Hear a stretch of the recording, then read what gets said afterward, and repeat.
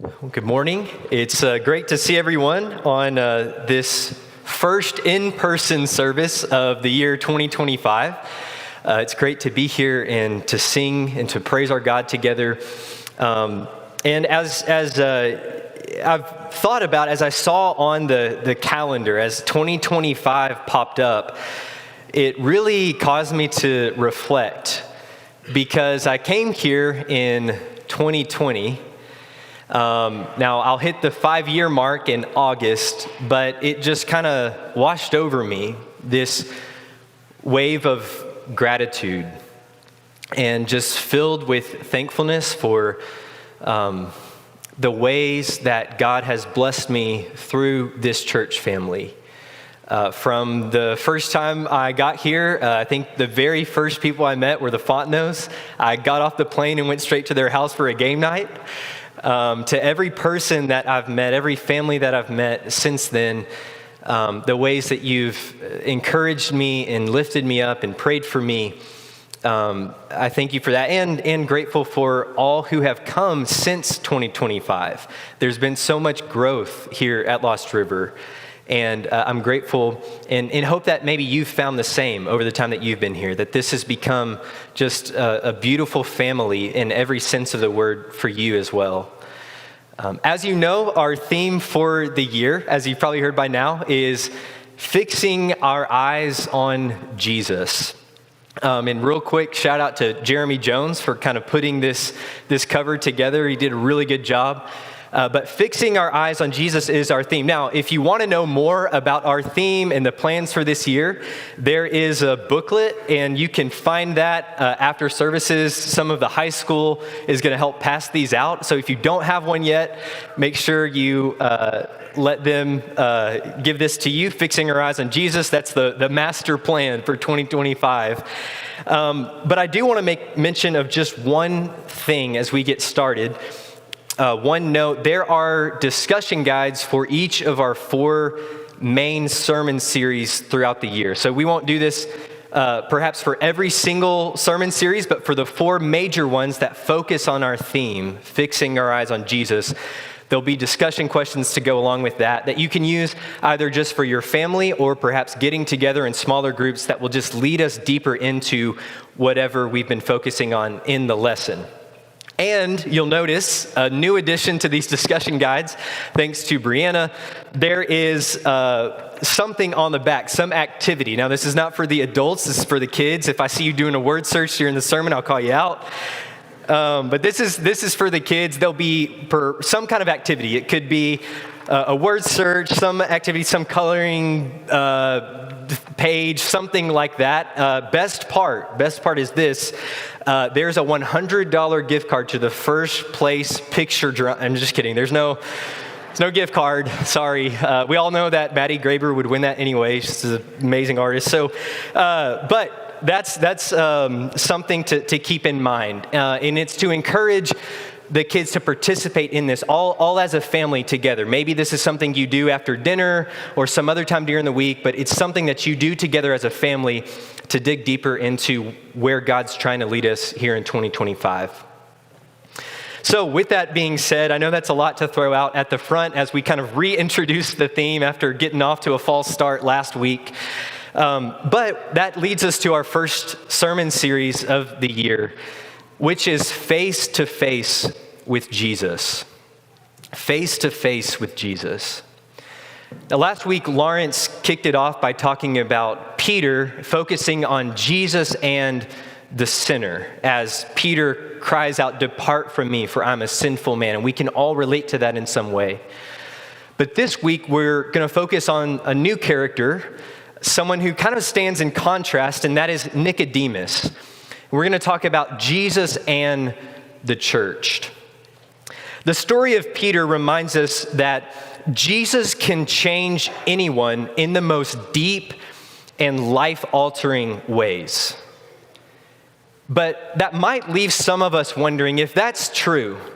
If Jesus can change anyone in the most deep and life-altering ways, then why is it that sometimes I don't feel like I'm in that transforming relationship with Jesus? Maybe we wonder why am I not experiencing that myself? Well, there might be several reasons for that, but I think this is a common experience for maybe every person, but I think especially people who sort of grew up in the church, for the churched people, those who grew up in the pews, as we sometimes say. We can look around and we can see people who have this amazing relationship with Jesus, who maybe just initially have started out in that journey and they've just laid their life at the altar and surrendered everything to him. And it's this beautiful thing. But then we can look at ourselves and be like, man, I've been studying all these stories all of my life.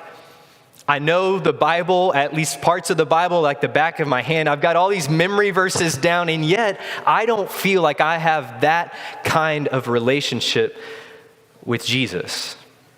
This is the experience, I think, of so many in the church. And so the story of Nicodemus helps us understand why religious people, why the church often, ironically, have the hardest time experiencing a transforming relationship with Jesus, and he shows us what Jesus invites us to do about that. And so let's jump into this story. You can go ahead and make your way to John chapter 3. We'll pick up there in a moment. But this character, Nicodemus, he is in some ways the ideal follower of Jesus. He is a Pharisee, which was the pious sect of Judaism, highly revered and esteemed in that day. But he's not only a Pharisee, he's on top of that part of the ruling council known as the Sanhedrin. And so he has this place of great prominence and importance, and not just politically, but religiously. And from his earliest years, Nicodemus would have grown up saturated in the Hebrew scriptures, treasuring God's law and eagerly looking forward to God's kingdom of the Messiah that was prophesied about from ages past. He would have grown up loving and looking forward to this in every way. And so Nicodemus, we would expect him to be just like Peter, to come of anyone to fall before Jesus' feet. We would think it would be him. That the one who's long awaited the Messiah, the one who has been pious and holy and righteous would fall at Jesus' feet and enter into that transforming relationship. But instead, notice how he is introduced. Starting in John 2, back up just a couple verses, says, "Now he, Jesus, was in Jerusalem at the Passover feast, and many believed in his name when they saw the signs that he was doing. But Jesus, on his part, did not entrust himself to them because he knew all people, and he needed no one to bear witness about man, for he himself knew what was in man." So Jesus, he didn't need a psychology degree. He didn't need the Enneagram here to, fill out this Enneagram test real quick so I can know your personality. He didn't need any of that. Jesus knew what was in man. He knew the heart of man. And specifically here, he notices that the faith of these people, as they see the signs that he's doing, is purely superficial. And notice what happens in the next verse. Moving on to verse 1 of chapter 3, it says, "Now there was a man." Do you see what John has done there? Jesus himself knew what was in man. Now there was a man, and we're set up to see Nicodemus in a really particular way. The deck has been stacked. There was a man of the Pharisees named Nicodemus, a ruler of the Jews, and he came to Jesus by night. Now, why would he come to Jesus by night? Maybe he's got like a VIP pass. Everybody else has to come in the day, but he gets to go backstage, have this conversation with Jesus. More likely, it's that he's afraid, right? He's afraid of how this is going to look, maybe in the eyes of all the people, but especially maybe his own religious colleagues, the rest of the Sanhedrin, the rest of the Pharisees. He's worried about what an appearance with Jesus might look like. And so he comes in the cover of night, or he comes in the cover of darkness. And that's really the more important point that John wants us to see here. See, in John, darkness throughout the whole gospel, it represents something. It represents something important, and it is this idea of blindness or maybe today we would say unconsciousness.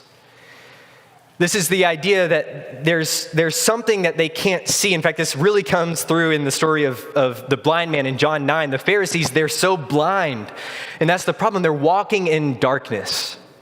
And so there's this beautiful portrait that John is painting where in the middle of the night, Nicodemus has come to the light of the world, and yet his heart is still in darkness at this point.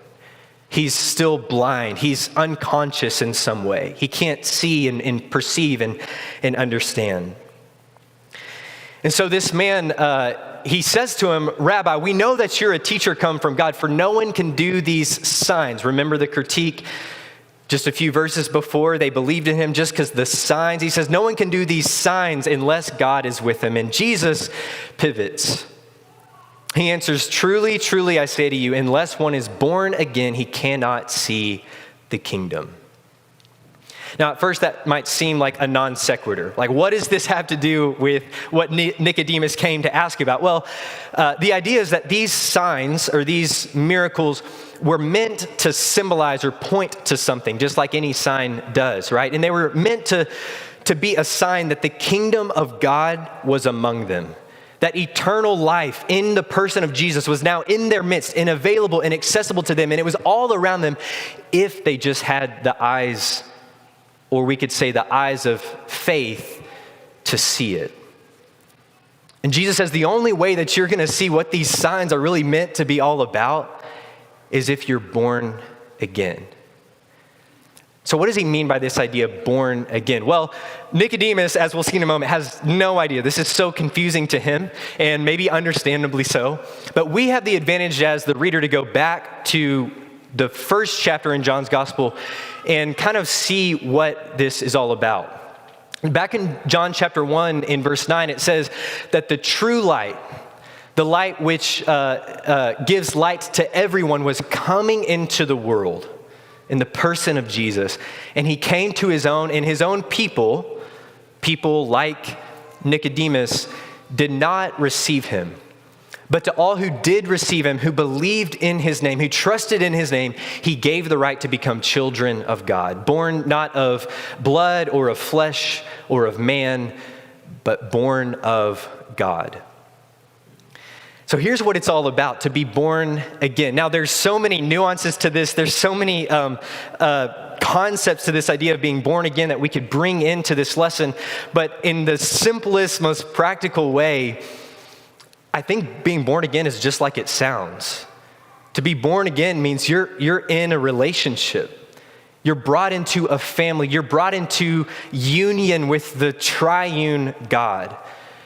Whoever believes in his name, he gave the right to become children of God. It's about a relationship, a transforming relationship with Jesus.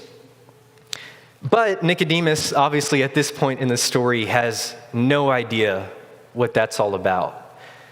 And so he says, how can a man be born when he is old? Can he enter a second time into his mother's womb and be born again? Now, we might kind of laugh at that. It's strange, and some people have interpreted this as Nicodemus is sort of, he's not being serious here. He's not really caught off guard. He's just kind of joining in with Jesus' rhetoric here. I think it's genuine. In fact, we see the same thing happen with the woman at the well in John 4. He talks about living water, and she's like, where can I get this living water so that I can take a drink? This is what's going on in the Gospel of John. People are struggling to understand the spiritual reality that Jesus is talking about, and that's the same with Nicodemus here. Now, I don't know about you, but there were several things that were said in church growing up that I just did not understand, did not grasp. One quick example. We used to sing this song, it's not as common now, but when the roll is called up yonder. And as a kid, what I heard was when the roll's called a ponder. I thought, what in the world is a ponder, and why are we renaming rolls? Like, what is this all about? Maybe you have something like that, some misunderstanding. But it's funny how we can grow up, and this is, I think, especially true within religious groups, within church people, we can grow up hearing and understanding things in a certain way so that it's extremely difficult to think outside of that box, outside of that paradigm. And that's what's happening to Nicodemus here. He's been brought up to think about the scriptures in such a certain way, in such rigidity, in this box, in this specific paradigm. And when Jesus presents this to him that now seems so obvious to us, it's so outside of his paradigm that he just can't grasp it. It doesn't make sense. It sounds silly. But Jesus, he offers another further explanation. He says, "Truly, truly, I say to you, unless one is born of water and the Spirit, he cannot enter the kingdom of God. That which is born of flesh is flesh, that which is born of spirit is spirit. So do not marvel that I said to you, you must be born again. The wind blows where it wishes, and you hear its sound, but you do not know where it comes from or where it goes. And so it is with everyone who is born of the Spirit." So here Jesus further unpacks for Nicodemus what he's really talking about, this spiritual reality. And this is so important. Nicodemus is being called back to what would have been a very familiar passage, Ezekiel chapter 36, which is all about the rebirth of the people of Israel. In fact, one chapter later is a familiar scene. Chapter 37 is the valley of dry bones. And that wind, the breath of God hovers over the valley of dry bones, and they're brought back to life, and Israel is reborn. They're born again, as it were. But in chapter 36, we get insight into what this is all about. And in Ezekiel 36, verse 25, again, in the background of what Jesus is saying to Nicodemus, notice these parallels. It says, "I will sprinkle clean water on you, and you shall be clean from all your uncleanness, and from all your idols I will cleanse you. And I'll give you a new heart, a new spirit I'll put within you. And I'll remove the heart of stone from your flesh and give you a heart of flesh." This beautiful exchange. And not only that, he says, "And I will put my spirit within you."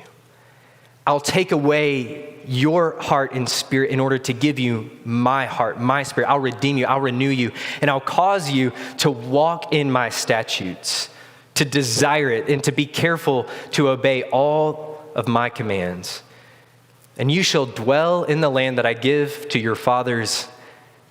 And then this, you shall be my people, and I will be your God. So here's what it's all about, to be born again. It's this moment in which we're washed of our idols. The things in our heart that we desire so deeply in worship and fall down before as if there are idols, the envy, the pride, the greed, the lust, all of these idols that are within our hearts, God says, I'm going to wash that away. And even better than that, I'm going to give you my heart. I'm going to give you my spirit.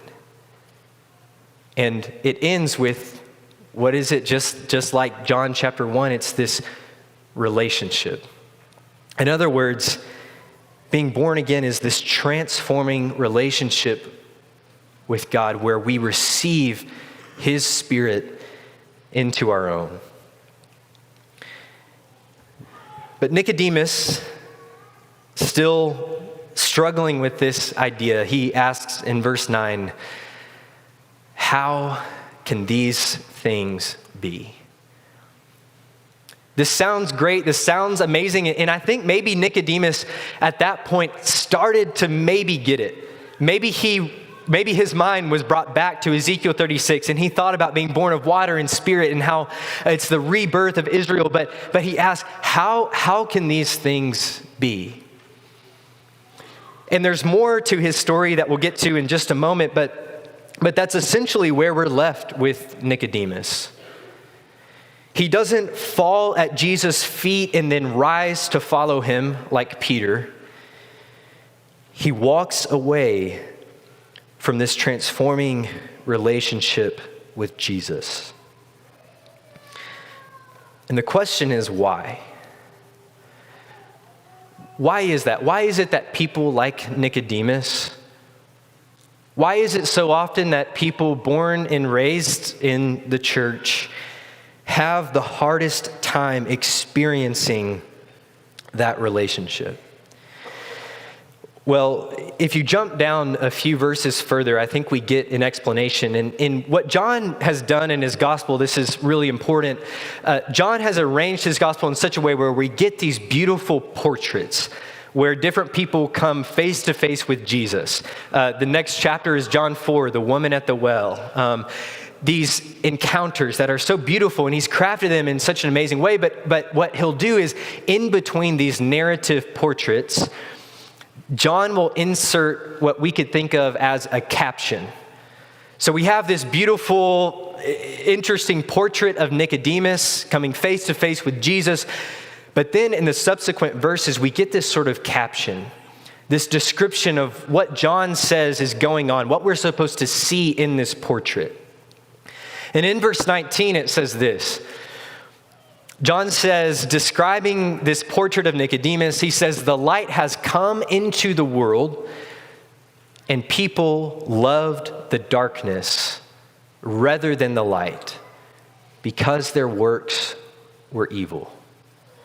Now, there's an important distinction here. It's not, the darkness is not the evil. Notice that. There's a distinction between the darkness and the evil. They love the darkness because it conceals the evil. It covers up their heart, we might say. It says, for everyone who does wicked things, which, by the way, is everyone, hates the light and does not come into that light, lest his works should be exposed.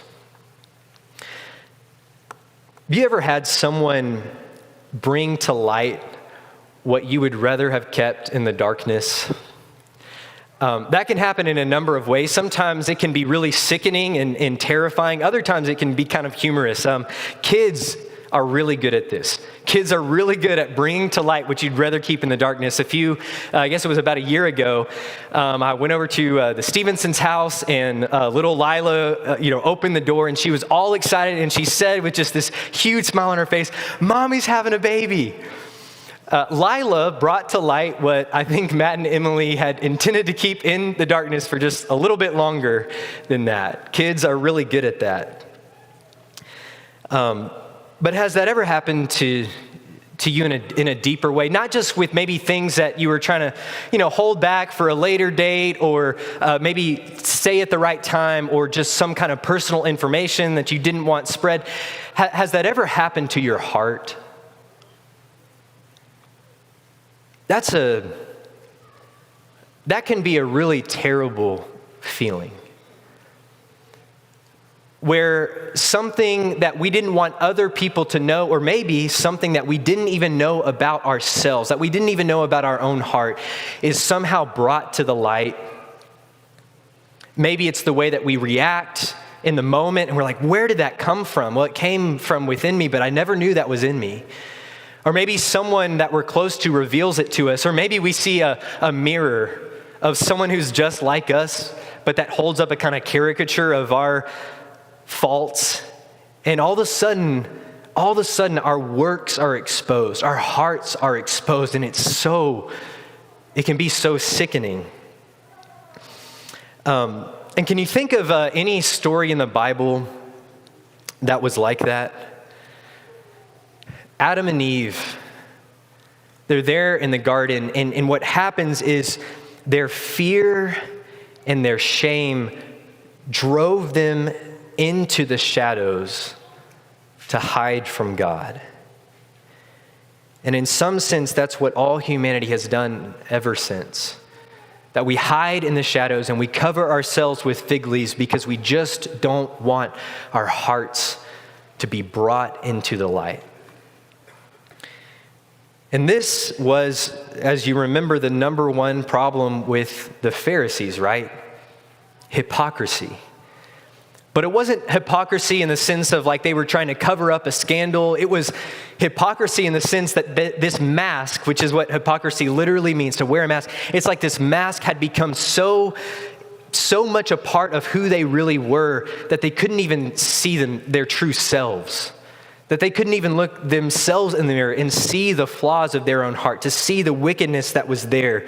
What happened was consciously they were good. They were holy, they were pious. Externally they were great, but unconsciously, in the darkness, their hearts were wicked, just like everybody else.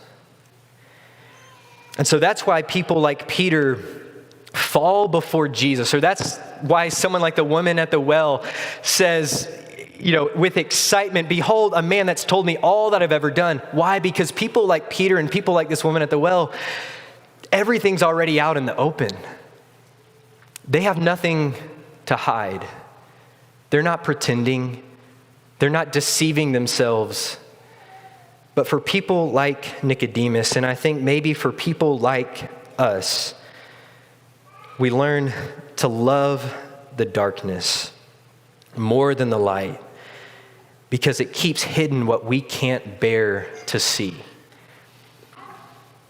So the same is true of us. I think every person within every human heart are these two competing desires to be fully known and fully loved. And we think that if we're fully known, we'll never be fully loved. And so what we do is we would rather reveal a false self than risk bringing our full self into the light. So we bring to the surface what we want other people to see. We bring into the light what we want others to know, all the good parts. And we learn to love the darkness because it feels safe. And I think this is especially true, not just of people like Nicodemus, but maybe especially true of the church. There's a scholar, Dietrich Bonhoeffer, who wrote a book called Life Together that talks about experiencing fellowship and communion with God's people. And he says this. He says, it may be that Christians, not including corporate worship and common prayer and all their fellowship and service, may still be left to their loneliness. The reason why is that though they have fellowship with one another as believers and as devout, pious people, they do not have fellowship with one another as the undevout, as sinners. And so he says, the pious fellowship therefore permits no one to be a sinner. So everybody must conceal his sin from himself and from the fellowship. We dare not be sinners. And so we remain alone with our sin, living in lies and hypocrisy. Living in lies and hypocrisy. And so in this way, we might, as long as that we conceal our hearts and prefer the darkness over the light, as long as we persist in that, we might be holy, or we might appear holy or deceive ourselves into thinking that we're holy, but we'll never be whole. We'll never be healed. And so how do we change that? How do people like Nicodemus in the church, how do we change that? Well, I think the answer is found in the rest of the story of this encounter with Jesus and Nicodemus when Jesus says this. He says, no one has ascended into heaven except he who descended from heaven, the Son of Man. And as Moses lifted up the serpent in the wilderness, so must the Son of Man be lifted up, that whoever believes in him may have eternal life. So here's what it all comes down to. And on the surface, it might seem like a strange reference. Like Jesus is comparing himself to this serpent that's lifted up in the wilderness. What's going on? It comes from Numbers chapter 21 when the people of Israel are murmuring and complaining, which is ultimately a sign of their lack of trust and their rejection of God. And so what happened is, as they rejected God, this murmuring, this complaining, it spread like poison throughout the camp. And so God, in order to show them what was happening, in order to reveal their hearts, as it were, God sends these literal vipers who spread their poison throughout the camp, and it is devastating. And what's happening is God is showing them what's truly within their heart. He's showing them what their murmuring and their complaining is actually doing. It's killing them. But in that moment, God is not just trying to condemn them. He's not just trying to expose their evil. He's ultimately trying to redeem them, to change their hearts. And so he has Moses make this bronze serpent. This bronze serpent that's then impaled on this pole and lifted up, and everyone in the camp who's bitten by that viper and feels that poison in their bones and recognizes that this is what's going on in my heart, whoever looks at that bronze serpent is healed. And the point seems to be that healing comes by seeing the truth of our wicked hearts in light of God's redeeming love. That Israel looked to that bronze serpent that represented exactly what their sin, what their hearts were doing, their works exposed. And by looking to that in light of God's love, they're healed. And Jesus says, in the same way, just as Moses lifted up that serpent in the desert, so must the Son of Man be lifted up. Now, Nicodemus at that point surely had no idea what Jesus meant, but in retrospect, we can look back and know that Jesus is speaking of himself being lifted up on the cross. And far more than the serpent exposed the heart of Israel, the cross exposes the evil that lies within all our hearts. And here's why that's good news. It's good news because that means that the very worst of my heart, all of the parts of my being that I want to hide from other people, that I don't even want to see for myself, all of those things have already been revealed. They've already been exposed at the cross, and that means there's nothing more to hide. There's nothing more to hide. There's no more sense in pretending that the evil, exactly what my heart is, the wickedness that lies within it, is fully exposed on the cross. But it's not just to expose my heart, but to heal it.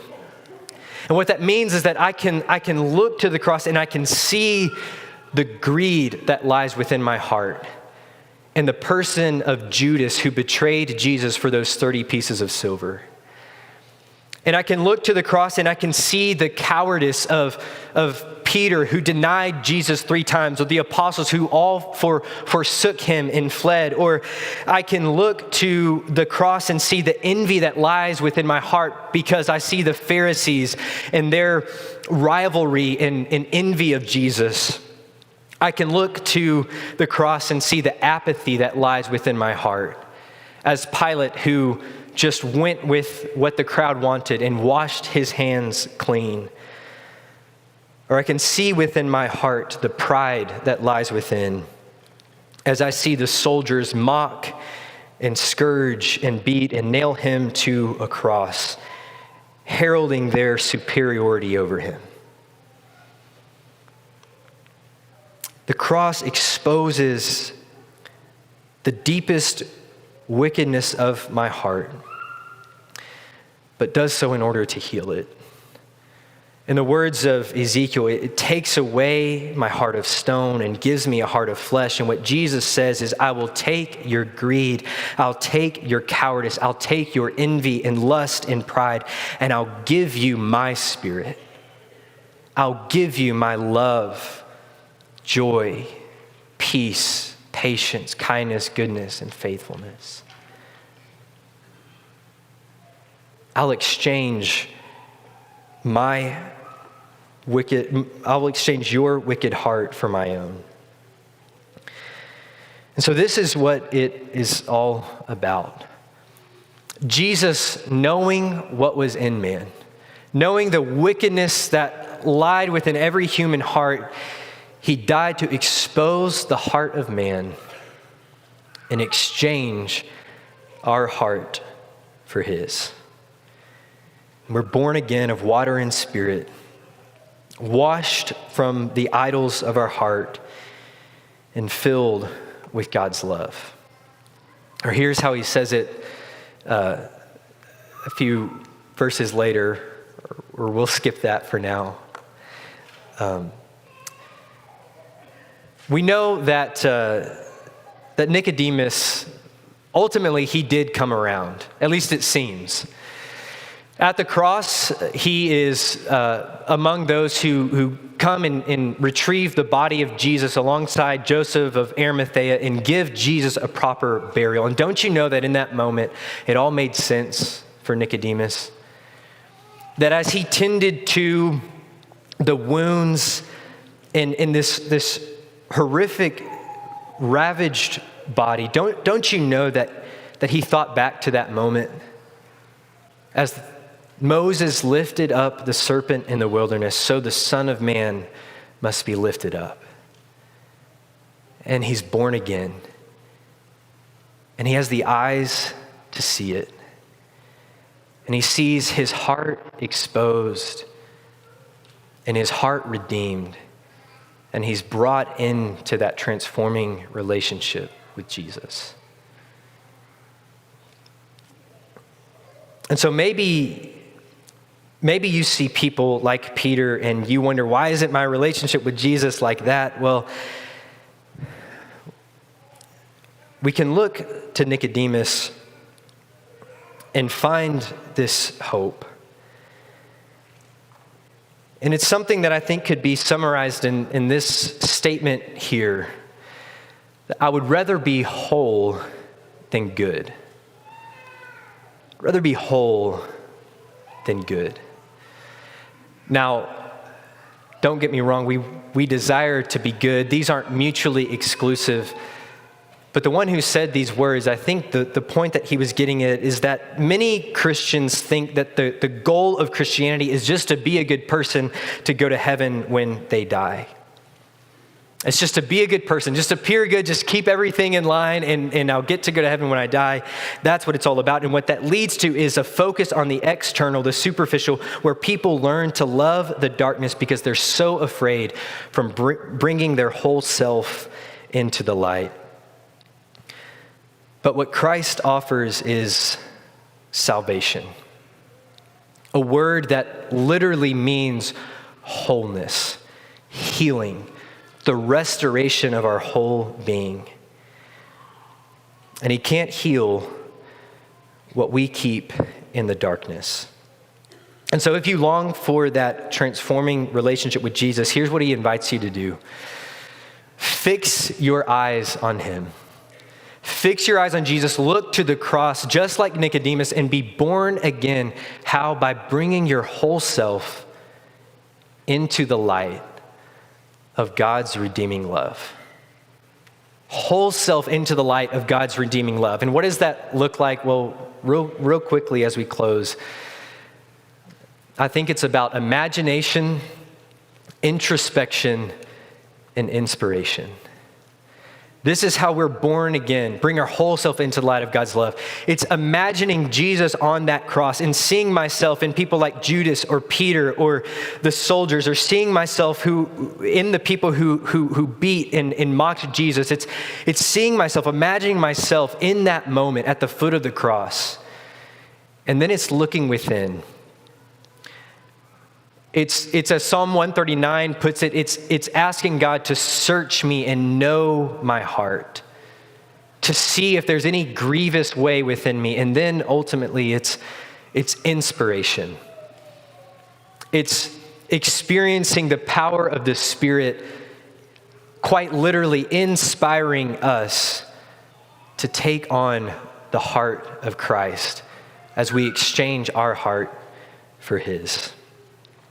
And so if we can help you in that this morning, the first step in this is to be born again in the waters of baptism. That's not the only thing that born again means, but that's where the journey starts. It's to immerse our whole selves in this very literal way into the waters of baptism, where there's no part of myself that I'm holding back from God. And I'm healed by his redeeming love. If that's what you desire this morning, I hope you'll come forward now as together we stand and sing.